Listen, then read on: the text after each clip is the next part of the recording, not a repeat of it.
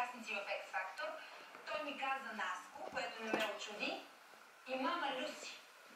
И за пореден път си дадох сметка, че за музиката, за изкуството, за таланта няма възраст. И ти си моето доказателство, че и на 60 години човек може да сбъдне мечтите си по най-красивия начин и никога не е късно. Благодаря ти, мама.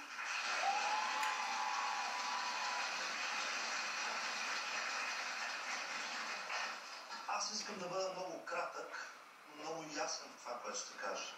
Много се радвам, че участвам в малката революция над предразсъдъците във втория сезон на X Factor, заедно с Людмила Йовчева.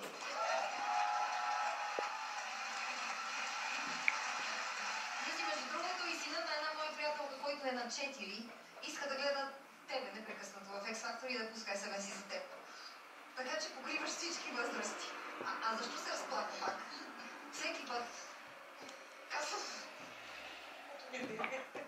От умиление. Каза, че сцената е наркотик. Налага ли ти се за по-дълъг период да слезеш от сцената? Колко е най-дългото време, през което не си била на сцена?